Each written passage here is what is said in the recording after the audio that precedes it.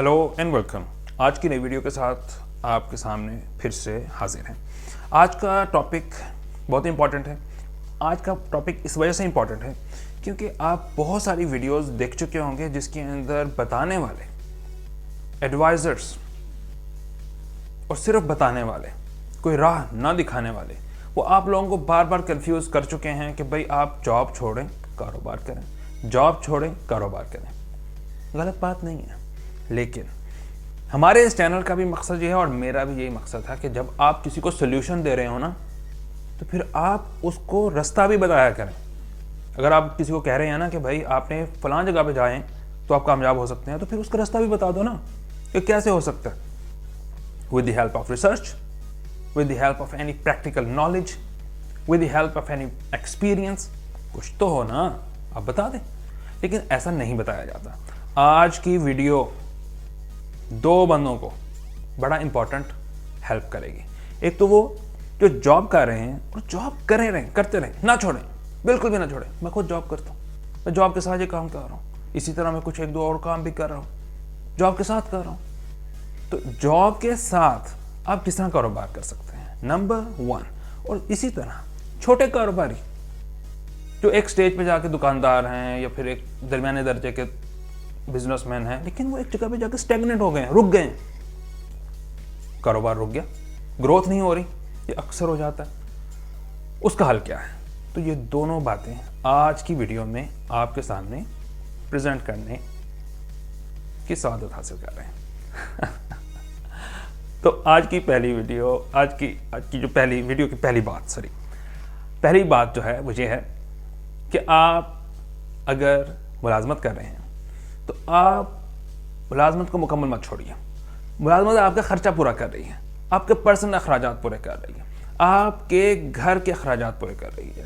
इसी तरह अगर आप अपने घर में वाहिद कमाने वाले हैं तो पूरा घर आपके ऊपर निर्भर है, तो फिर आप किस तरह उसको छोड़ सकते हैं। इसलिए आपको जॉब तो नहीं छोड़नी चाहिए, लेकिन नई अपॉर्चुनिटीज़ को डेवलप करना चाहिए। तो उसके लिए मैंने जो रिसर्च चूज़ की है और उसका रिसर्च का जो लिंक है, नेम ऑफ दैट रिसर्च और जो रिसर्चर्स हैं उसका नाम मैंने नीचे डिस्क्रिप्शन में दिया हुआ है। पढ़ने वाले पढ़ा करें उसको। पढ़ने के लिए बड़ा आसान तरीका है, आप जो भी कंटेंट होता है ना उसको English to Urdu Google Translate में डाल दें तो वो ट्रांसलेट हो जाता है। अगर आप करना चाहते हैं, अगर आप इंग्लिश टू हिंदी करना चाहते हैं तो भी हो जाता है। गूगल पर हर चीज़ अवेलेबल है, तो आपको इस तरफ अपनी रीडिंग की आदत बनानी चाहिए। लेकिन मैंने समराइज़ कर दिया है वो आपके सामने कि उस रिसर्च के अंदर ये बात बताई गई है कि आप हाइब्रिड एंटरप्रेन्योरशिप, मिला जुला कारोबारी बने। उसका तरीकाकार क्या है? आप जॉब करें, जॉब के साथ जो भी आपकी जॉब की 9 to 5 टाइम होता है जनरली, वो आपने जॉब की सेकंड टाइम में कोई ना कोई वक्त 2 या 3 घंटे आप कोई कारोबार शुरू कर लीजिए, किसी ना किसी लेवल का शुरू कर लीजिए। कोई चीज़ अपने सामने आप चूज करें, उसको रखें, उसका स्टॉक, और ऑनलाइन फेसबुक के थ्रू अपने दोस्तों के जरिए आप उसको सेल कर सकते हैं। ऑनलाइन सेल्स तो आजकल बहुत ज़्यादा पॉसिबल भी हैं। तो आप शुरू में जब ये महसूस करेंगे कि ये एक छोटा रिस्क है, क्यों? क्योंकि आप उतना ही रिस्क लीजिए जितना आप ले सकते हैं। 5,000 10,000 बहुत बड़ी इन्वेस्टमेंट है इसके लिए, आप उसकी छोटी सी चीज़ ले लें। वो जब स्टॉक ख़त्म हो तो आप दोबारा से उसको सेल कर दें। शुरू में आपके लिए ये काम फन एंड एंटरटेनमेंट होगा कि चलें देख लेते हैं, कर लेते हैं, टेंशन नहीं होगी। फिर with the passage of time ये चीज़ आपके लिए हेडेक बन जाएगी, क्योंकि आपको फील होगा कि या तो ये तो रिस्पॉन्सिबिलिटी है। लेकिन जब रिटर्न आने लग जाएगा तो ये आपका एक छोटा सा बिजनेस बन जाएगा। ये आपका साइड बिजनेस होगा जो जॉब के साथ चल सकता है। और अगर आप बहुत ज़्यादा एक्सपीरियंस्ड हो गए, बहुत ज़्यादा कॉन्फिडेंट हो गए, तो हो सकता है कि आप उसी कारोबार को अपना लें, फिर जॉब को छोड़ दें। हुआ ना? रिस्क फ्री सोल्यूशन, मुलाजमत से कारोबार की तरफ जाने का तरीका।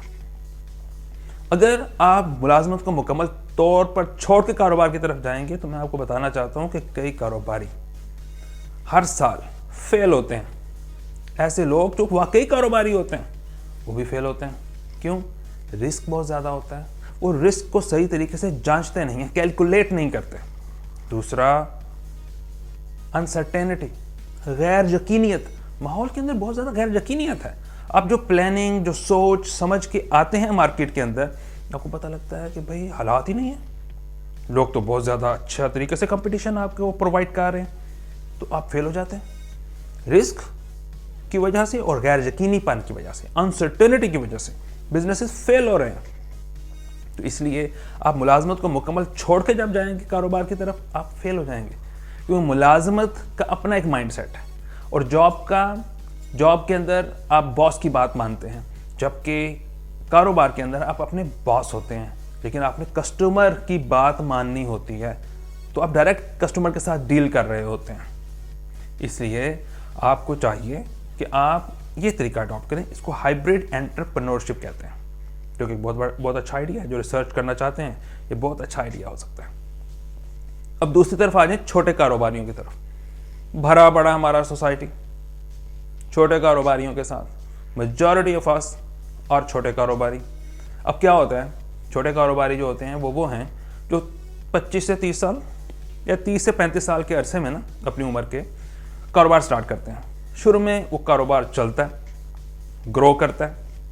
شروع میں ان کے لیے یہی ہوتا ہے کہ یار دکان چل جائے، دکان کے خرچے پورے ہو جائیں، میرے ذاتی خرچے پورے ہو جاتے ہیں. لیکن پھر آپ وہ گروتھ کی طرف جاتے ہیں، گروتھ بھی ہو جاتی ہے ایک سٹیج پہ جا کے.